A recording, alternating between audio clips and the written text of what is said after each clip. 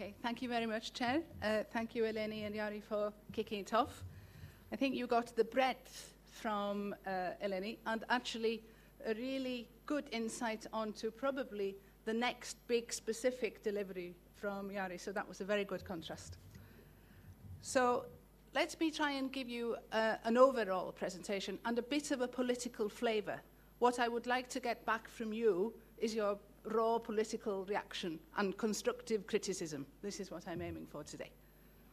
So let me kick off by a little anecdote. So I was reading the other day that a group of teenagers have cracked in 10 days, because of their video game expertise, some DNA codes that scientists have been looking to crack for 10 years.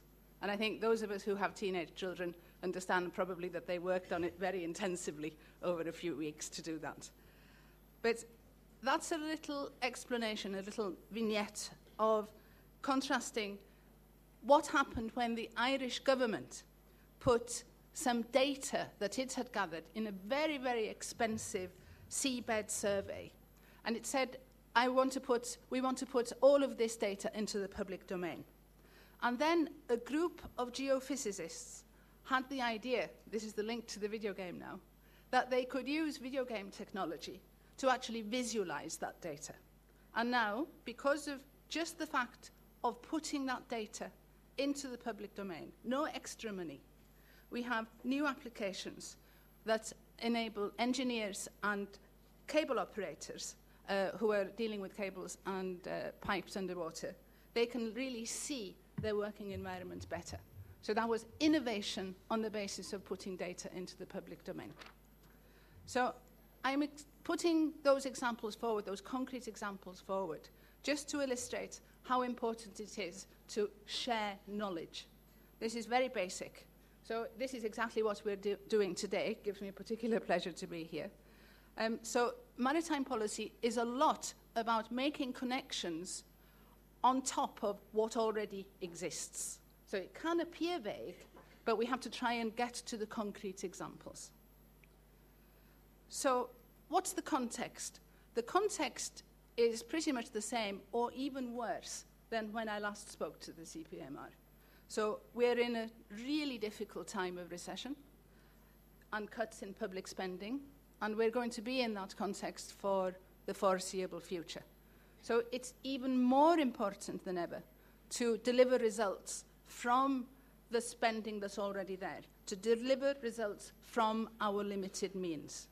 So the actions that we are taking with the integrated maritime policy are there to help. What's the overall objective? Help to deliver clean oceans and prosperous coastal communities for the future, while, and this is now, avoiding useless duplication of spending and efforts. So there's a now imperative in there as well. This is a priority for the European Commission.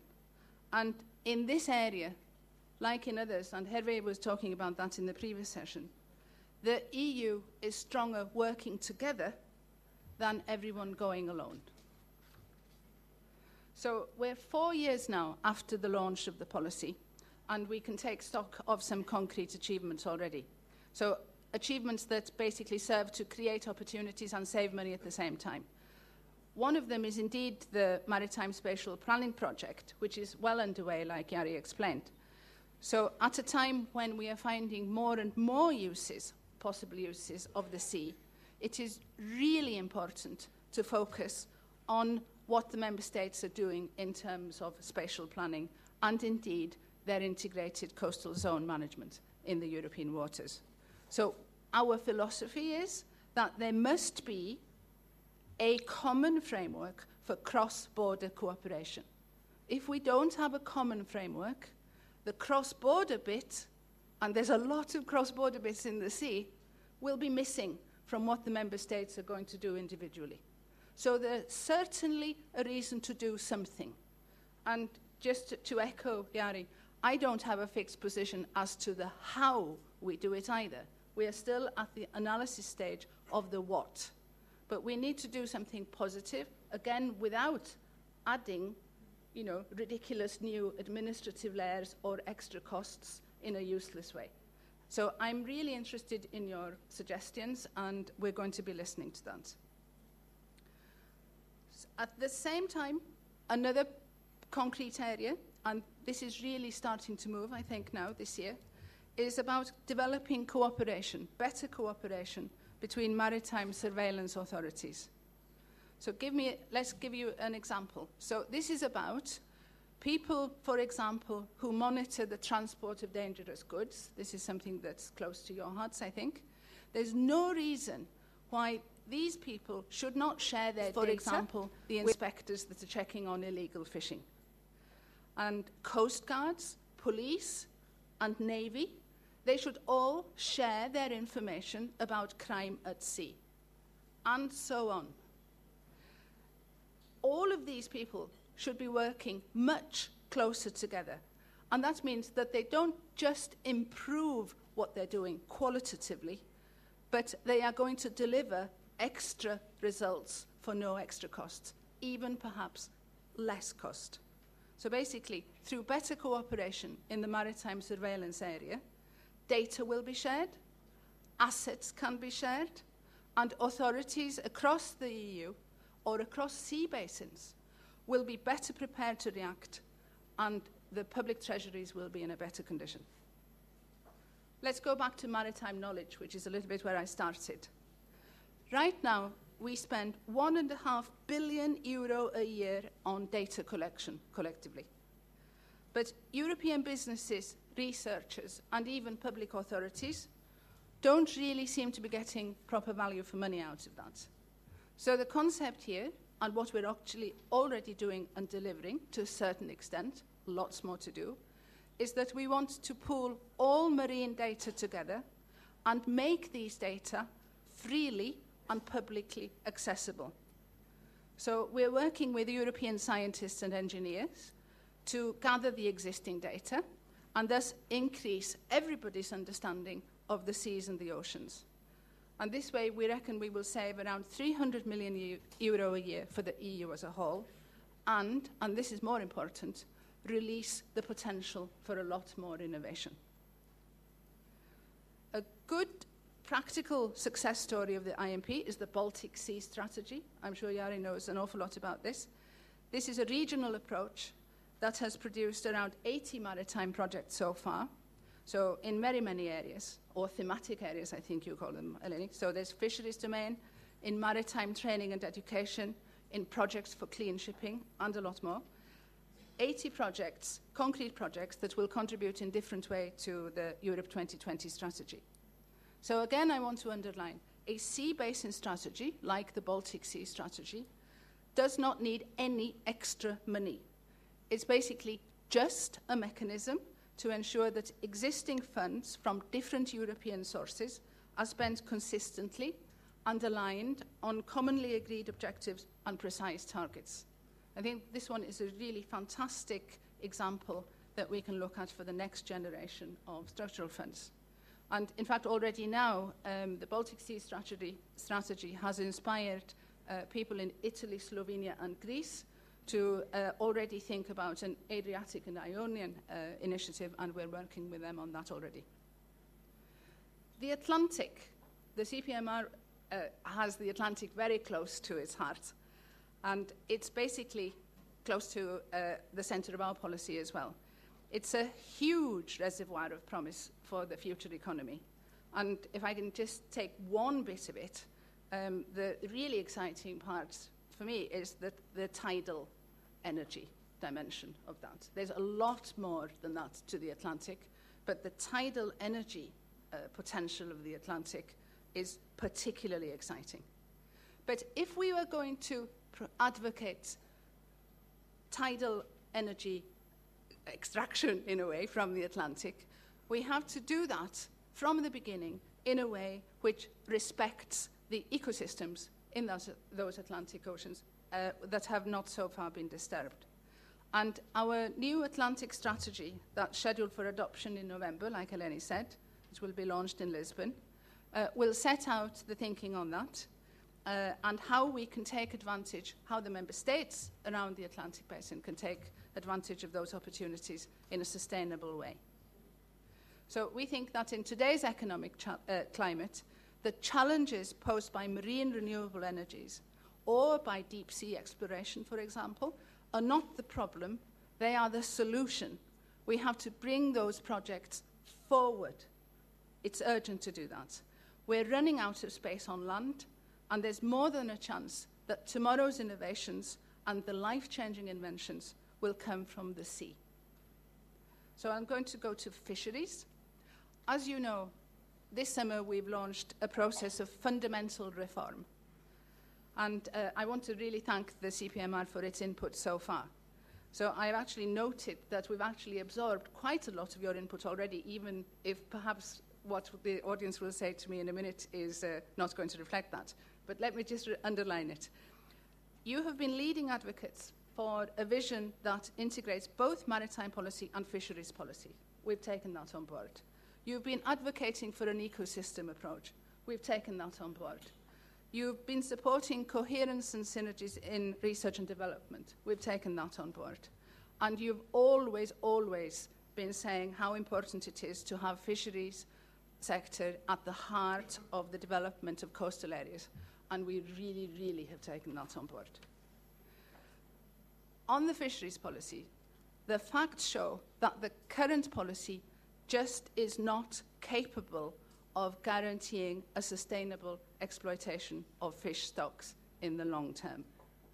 So our reform proposals are basically a set of measures designed to achieve a profitable and sustainable fishing sector, and a sector that can indeed be a part of the thriving coastal communities and the development strategies for the regions that we all want.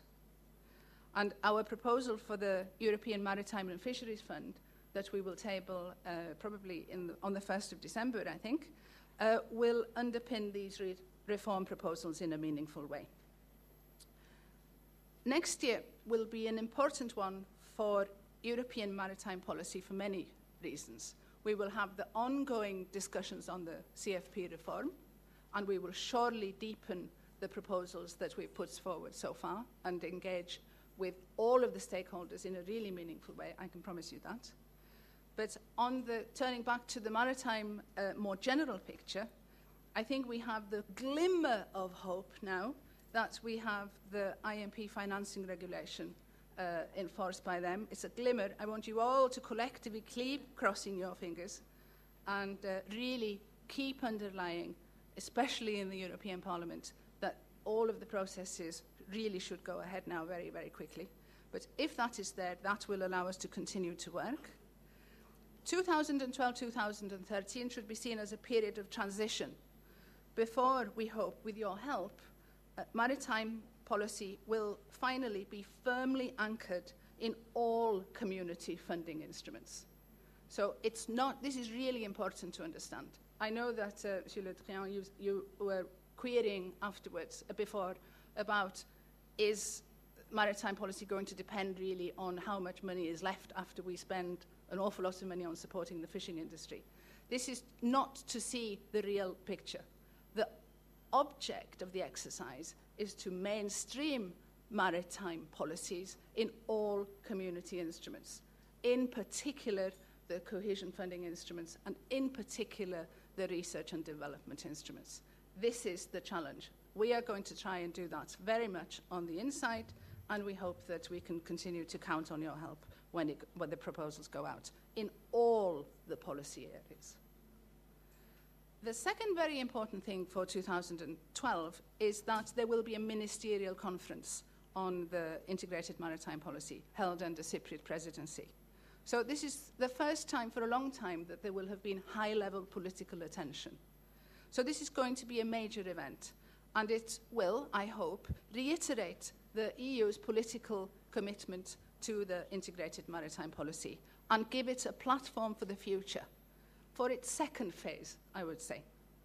So that ministerial meeting that we can already be planning for is going to be an excellent opportunity to discuss at the highest level in Europe the relationship between EU funds, all of them, like I said before, and the implementation of sea basin strategies on one hand, and the challenges facing the sustainable development of the coastal areas and the maritime economy on the other hand. So this is core business for the CPMR, and I hope that you're going to devote really a lot of time to feeding into that thinking. So you can channel your thinking to the ministers, and you can channel your thinking via the European Commission.